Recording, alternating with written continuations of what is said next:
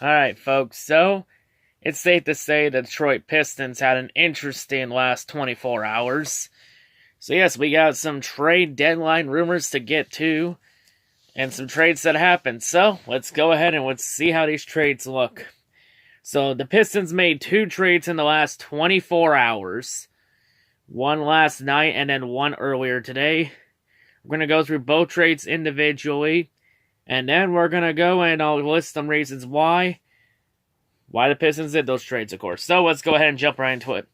So the first trade we had was last night, right after the Pistons win against the Knicks. So trade number 1, the Pistons have traded Reggie Bullock to the Los Angeles Lakers. In exchange, the Pistons get Saivi Mikhailiuk and a second-round pick for the 2021 NBA draft. So Mikhailiuk, well, he's a rookie. Obviously, was taken in the second round of the draft last year by the Lakers. He's missed a number of games, but he's been more of like a backup piece with the Lakers this year because the Lakers have so many starters and first-round picks. Plus LeBron James, of course. So he hasn't seen a lot of playing time. I honestly think this was just for Mikhailiuk to get some more playing time down in Detroit, since Dwayne Casey likes to help develop those young players. In turn, the second round pick for 2021, it will be meaningless for another 2 years. And since the Lakers are in the prime of a championship window, that second round pick is going to lose value over time. To be perfectly honest, I see this pick end up being like around the 50th to 60th pick, around that range, by the time I get to 2021. Because, the Golden State Super Team is probably a year or two away from disbanding. Because Kevin Durant sounds unhappy in the Golden State, and others. Just a complete drama circle there. Oh, that's a talk for another day. For Pistons, though, one of the reasons they traded Bullock, it was pretty obvious. Reggie Bullock was on a contract year. It was his final year on his contract. And it was very unlikely that the Pistons were going to be able to re-sign him, because Bullock was going to be demanding more money. And the problem is, the Pistons don't really have a lot of cap space. They have been really in borderline cap hell. So it's best that if Bullock wasn't going to come back in the offseason, it was just best, to trade him now and get something back in return instead of letting him walk off and get nothing back. Because if you get nothing back, you're at least stalling yourself for a couple more years and putting yourself in a hole. But yeah, and also by doing this, you also free up cap space, so you don't trigger the luxury tax, of course.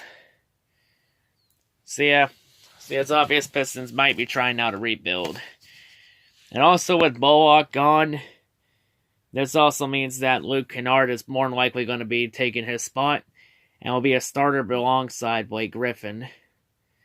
I mean, Kennard's had a couple solid games. He's had a lot of not as much productive games. But if Kennard can step up and be more consistent and show that he's ready for this role, this could possibly maybe work out. It's just a wait-and-see type of deal. We'll have to see how this goes. So, trade number 2 the Pistons did, which was earlier Wednesday afternoon. This trade saw the Pistons trade Stanley Johnson to the Milwaukee Bucks. In exchange, the Pistons get Thon Maker. Thon Maker, really good player. One of the reasons Thon demanded a trade out of Milwaukee, so that he can get more playing time. He's going to get that in Detroit. Because, again, like I just previously mentioned, Dwayne Casey really likes to play the young players and really help development. Really develop players. So, this could work out for us very well. For Stanley Johnson, like Bullock, Stanley was on the last year of his contract. And it was very unlikely the Pistons were not going to re-sign him in the offseason. So it's best to trade him now and get something back in return instead of nothing. And just putting yourself in a hole. And also, that also frees up some more cap space. So yeah, just freeing up cap space. So now with all this in place, what could this mean for the Pistons going forward? But one thing it means is that the Pistons might not be going all in for the playoffs. Like, honestly, I think if the Pistons kept Bullock, then they would have for sure been going for the 8th seed this year in the playoffs and hoping to get hot at the right time. But they might not be going all in now. It really depends on what happens from here on out. Like, for the Pistons, I think it was mainly just gaining assets than just be a seller and not make the playoffs. But if we look at the schedule, the Pistons still have a decent shot of still getting in. Like, they're only a game and a half back of the Heat. And Charlotte Hornets are not that far ahead of Miami. And the Pistons have 29 games left in the season. And actually, the Pistons' schedule, the remaining schedule, it's the easiest schedule in the league. Like, they have the weakest schedule going forward. So if the Pistons could get hot at the right time, they could sneak into the playoffs as maybe a 7th or 8th seed. Because also keep in mind, the Heat and the Hornets both have losing records, so there's a good chance you could make the playoffs in the East this year with a losing record. You know, it's happened time and time again. Maybe it'll happen one other time. So yeah, the Pistons get all rolling to get more consistent. There's a good chance they can get in. And I honestly think if the Pistons do get in as the 7th or 8th seed, they're hoping to just then get hot at the right time. But, yeah, that's how it is. You know, if the Pistons can consistent, if they can clean up some stuff on defense, and if the players can be more disciplined and step up and be more productive, I think the Pistons could sneak in. But yeah. But also going forward, I think it's safe to say that with only 2 days left until the deadline, because the deadline's Thursday, so tomorrow afternoon, I think it's safe to say the Pistons are still sort of not done yet, because there's still 3 more players left on the Pistons that are in contract years. They are Ish Smith, Jose Calderon, and Zaza Pachulia.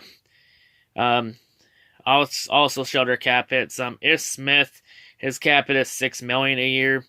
Calderon's cap hit is $1.5 million a year. And Pachulia's cap hit is $1.5 million. All in contract years. Something tells me the Pistons are probably going to trade one or two, or maybe one of them away or 2 of them away. Mainly to just try and free up cap space. More than likely. To try and not trigger the luxury tax, of course. So yeah, because like I've already mentioned twice in this video, if you got someone in a contract year and you know that they're not going to re-sign back, then it's best to just trade them now, get something back in return, instead of getting nothing. So yeah, we're going to see how in the next 24 hours what the Pistons do going forward at the deadline. But yeah, in terms of Mikhailuk and Maker, I imagine both will probably be playing, or they'll at least be backups. Friday night when the Pistons take on the Knicks, they may need some time to develop with the squad. But yeah, that's all I gotta say. What are your thoughts on who should the Pistons trade next? Who should the Pistons go after next? Should the Pistons try and make a run at the playoffs, or should they just blow it up and just build toward next year? But yeah, that's all I gotta say. We'll see how the Pistons do in the next 24 hours, if they make another move or not. That's why I'm calling this video Part 1. And just in case. But yeah, hope everyone's a great day, and yeah, peace out.